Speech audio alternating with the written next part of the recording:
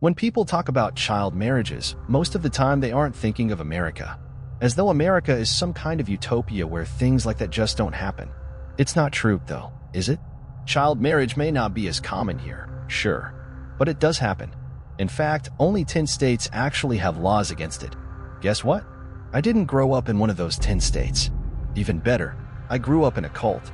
Our leaders really emphasized the idea of pure brides and virginity and virility. I was taught as a child that only a young woman embodied these traits. Young woman does not mean a 20-year-old, by the way, or even an 18-year-old. That would make it almost understandable, wouldn't it? I was sold into marriage when I was 14.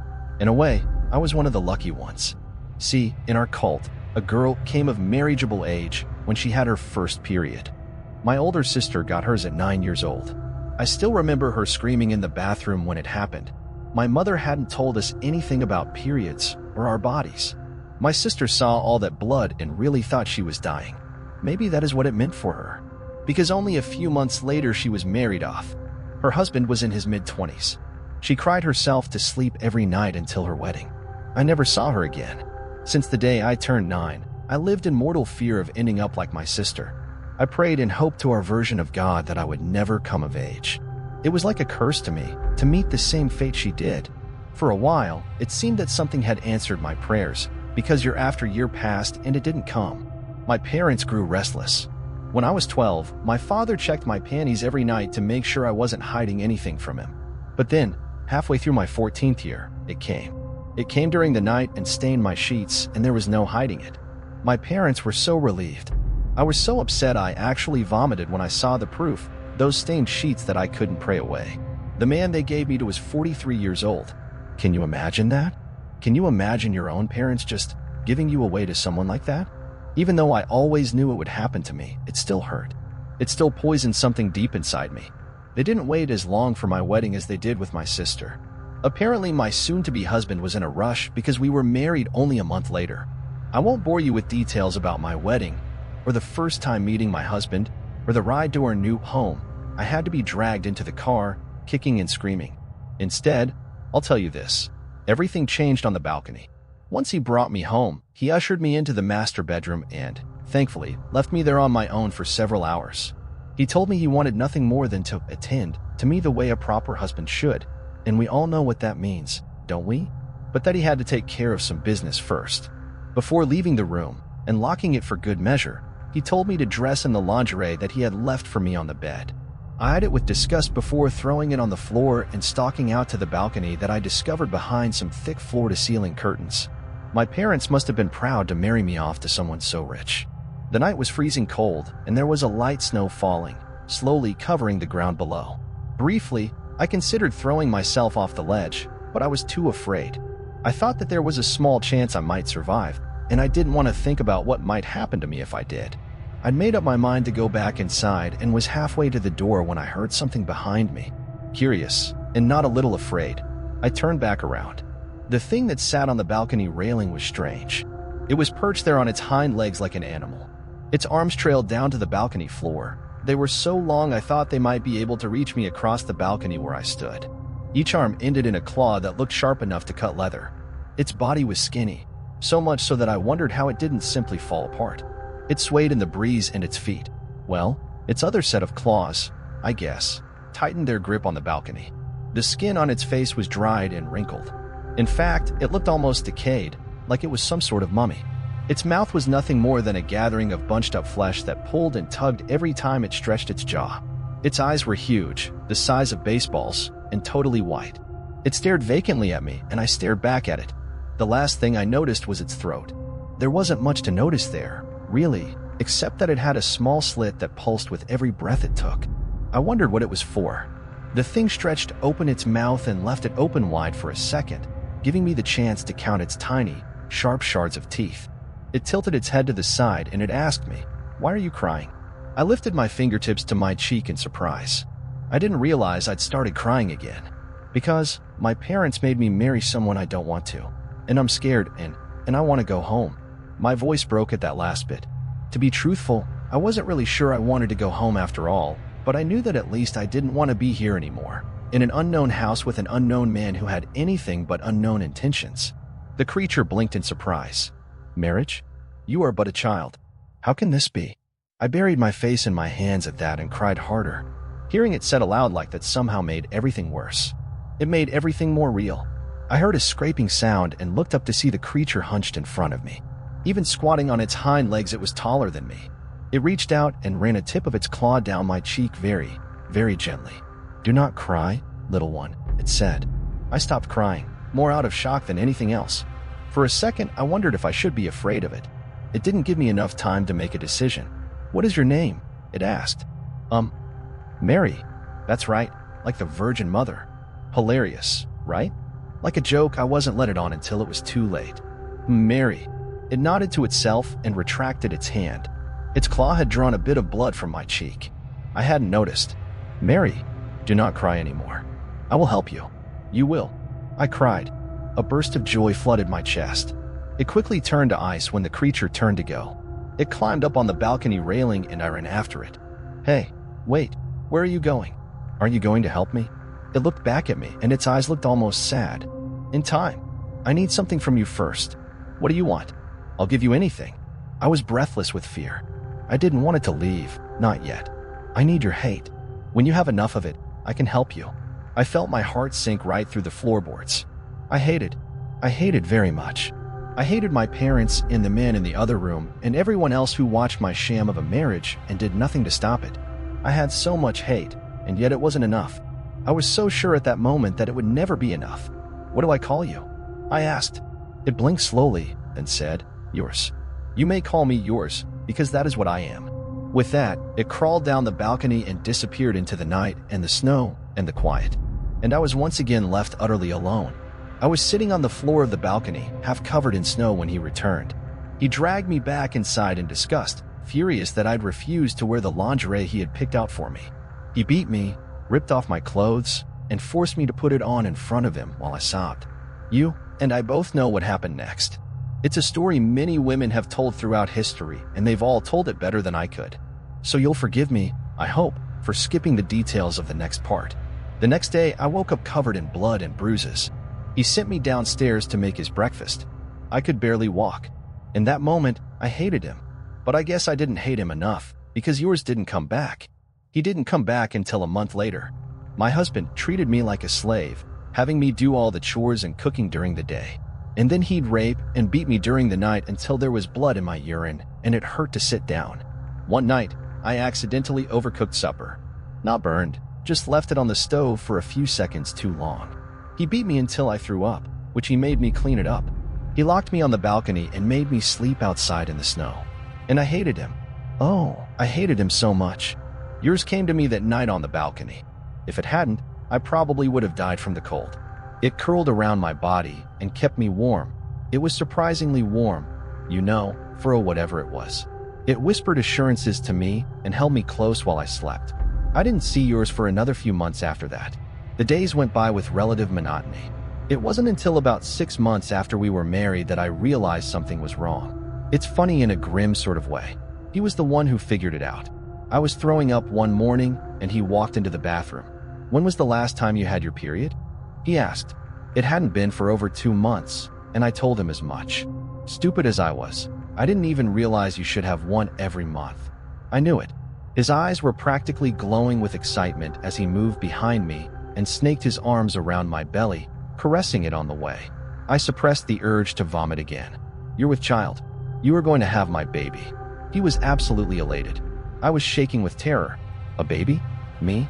I didn't know much about having babies, but I knew it wasn't pleasant.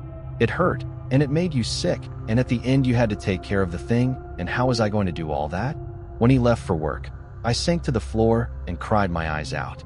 I cried for a full hour before managing to get up and do my chores. That night, I waited on the balcony. That night, yours came. He sat there from his perch on the balcony, staring at me. My eyes and chest were hollow. I hate him. I truly hate him. I said. Do you? Said yours. I nodded. It beckoned to me. Come closer. It reached out and trailed a claw down my cheek, staring at me. Its eyes held mine for a long minute before it shook its head. No, it isn't enough. I cried out as its claw fell away. When will it be enough? I can't hate anymore. I can't.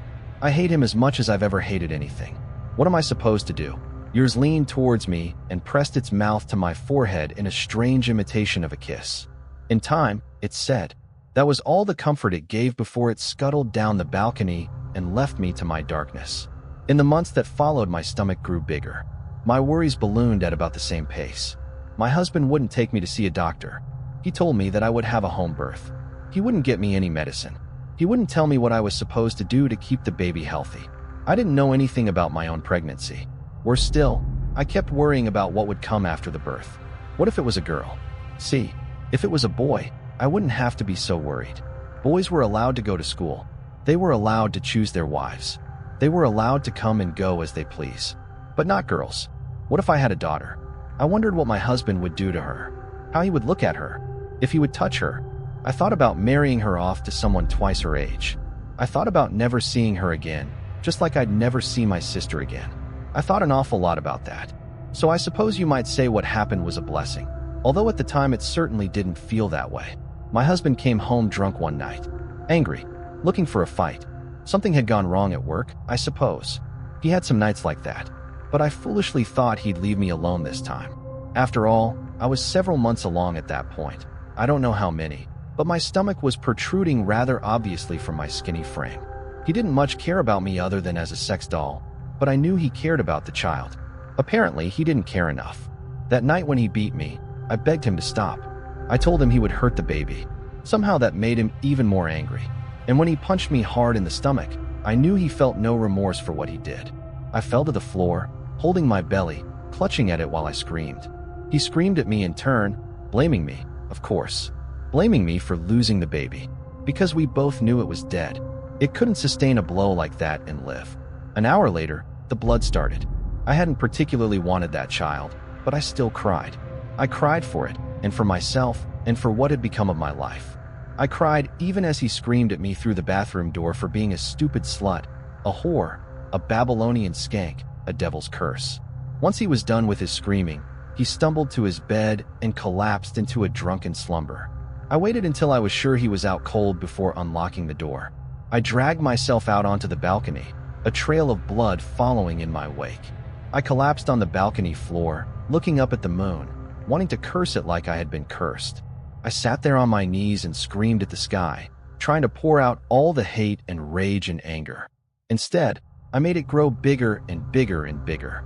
Yours appeared over the balcony railing. It knew something was different this time. It came and sat next to me, running its claw through my hair. It was trying to soothe me. There was nothing left to soothe. I could tell it was waiting, so I spoke. I hate him. I said. I was calm. I didn't raise my voice.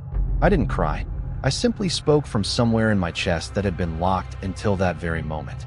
I hate him for what he has done to me. And to the baby. I hate my parents for giving me to him. I hate the people who looked on and who did nothing. I hate them all, and I want them to suffer. I don't know what I expected from yours just then. If I thought it'd be triumphant or sadistic or happy. All I know is that I didn't expect the way it looked at me. Sad, compassionate, resigned. It is time, then, for me.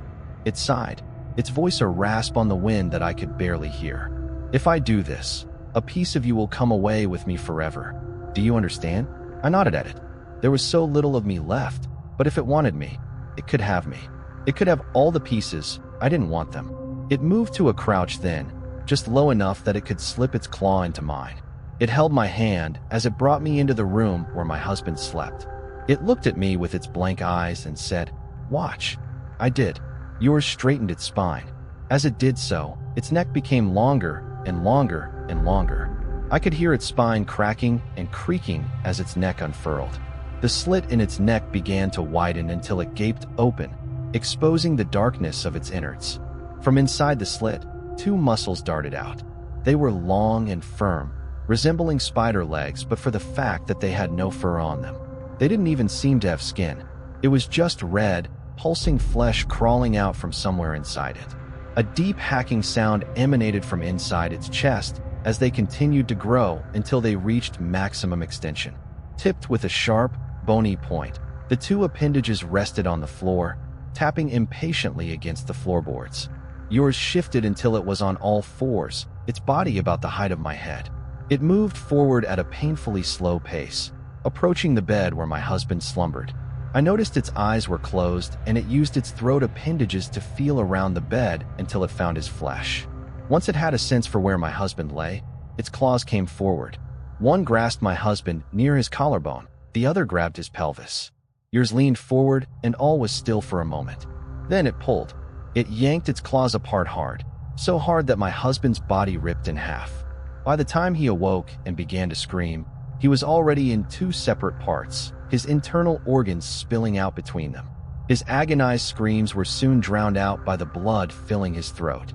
As he sped towards death, the strange muscles extending from Yours' throat began to comb through his organs, picking them apart and bringing them back to the maw in its neck. It swallowed my husband down piece by piece while its claws raked along his body, flaying him open. By the time Yours had eaten its fill, he was half consumed, a mess of blood and flesh that was unrecognizable as human. He twitched for a long time after he died. Eventually, the appendages retracted back into Yours' throat. The process took several minutes, during which time I stared at the bloody mess on the bed. I wondered if I'd always remember that, if maybe, one day, images of his face would be replaced with this image of my triumph. I could only hope. When Yours was finished, it crawled back to me. "What happens now?" I asked. "I am yours," it replied. "You must choose." A kind old man in a pickup truck brought me into the hospital several hours later. He'd found me walking on the side of the road, covered in blood, most of it mine, and had offered me a ride, no questions asked. I wasn't afraid.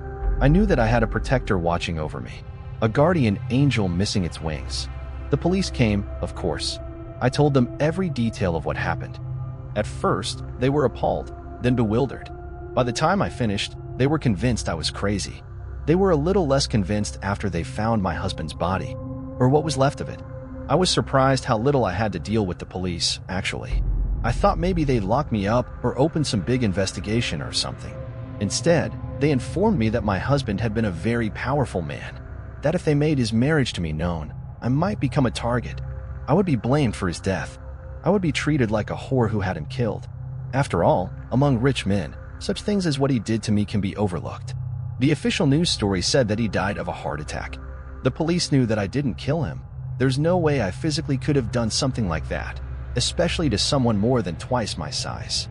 They probably thought that I had somebody kill him. I suppose they aren't wrong. They wanted to put me in foster care.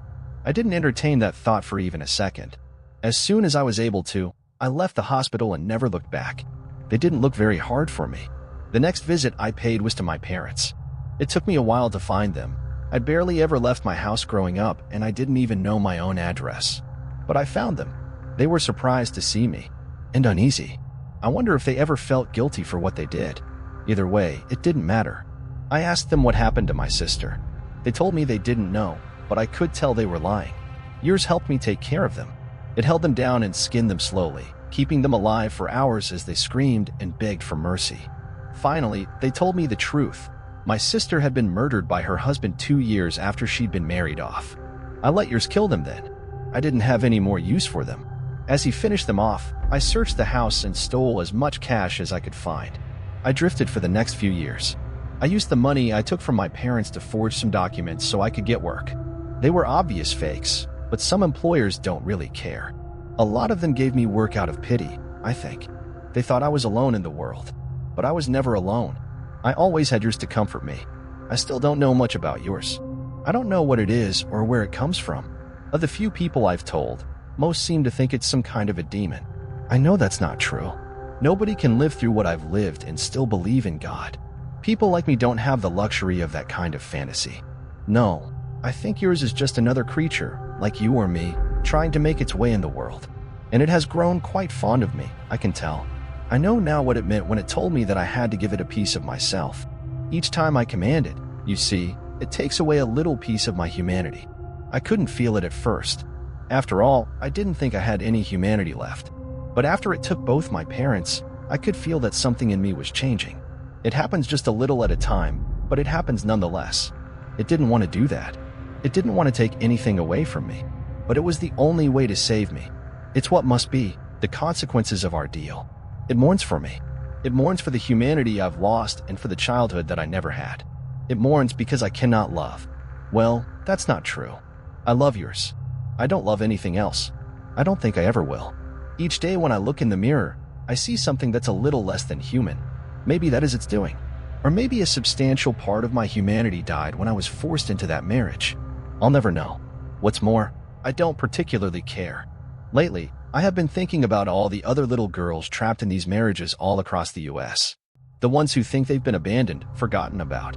The ones who are waiting for someone to come save them because they cannot save themselves. But I could save them. I could do it. I don't know how much humanity I have left to give, how much until I no longer even remotely resemble a person. But I think that it's worth it. If I can save even one child from the fate I was given, from the choices I had to make, it will be worth it. It mourns for me now, too, that I've made my decision. But I won't regret it. I won't regret giving my life and my humanity for something bigger than myself. Perhaps in time, I, too, will be like yours. Or yours will be like me. I only hope it stays with me so I don't have to go it alone. Yes, that's what I must do. I'm ready now. Are you?